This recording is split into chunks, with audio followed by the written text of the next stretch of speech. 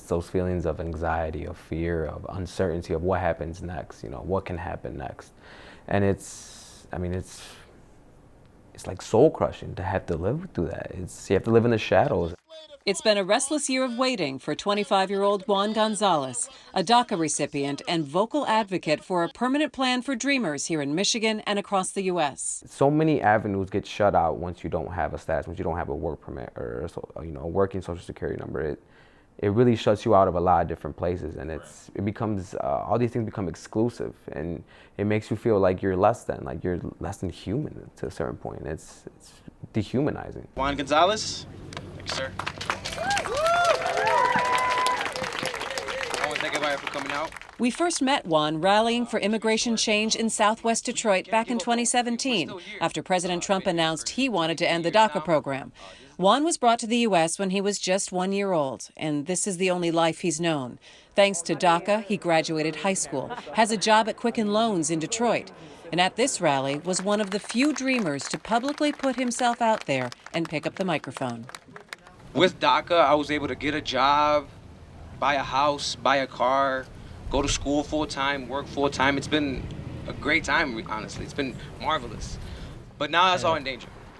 Since then, he's worked with other dreamers and immigration advocates to keep their stories heard and to help people understand that DACA recipients have education requirements, they pay taxes, that he's not an issue to be discussed, but a person living in the only place he's known, working hard for a future. On top of the fact that we're being faced with deportation soon and there's a spotlight on me now, it's a little bit, frightening, but someone has to speak out. Our stories have to be heard, and if you don't... Juan is now aiming for law school to become a lawyer and help others facing the immigration process.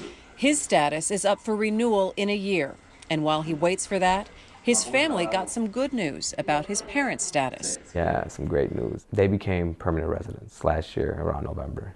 And they went to Mexico for the first time a couple weeks after that. During those 20 years, they've been here the whole time. The siblings that were born after me, so my little sister and my two little brothers, they're obviously U.S. citizens, but I do have an older sister who's also a DACA recipient. They can actually apply for us at this point as permanent residents, but it would take, decades for the application to go through. And I have bigger plans. I'm not on a decade's timetable here. But it's difficult to plan a life without knowing how far down the road to look. Juan's status can affect his ability for student loans, a work permit, personal loans, and much more. The Supreme Court hasn't taken up the DACA case, which means any movement would have to come from Congress. There were hearings in D.C. last week.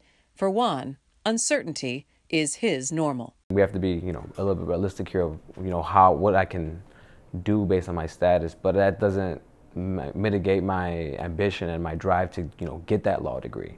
I'll worry about my status once I get to that point, but that's not going to stop me from my goals. It never has, and my parents always taught me, hey, you just always figure out a way.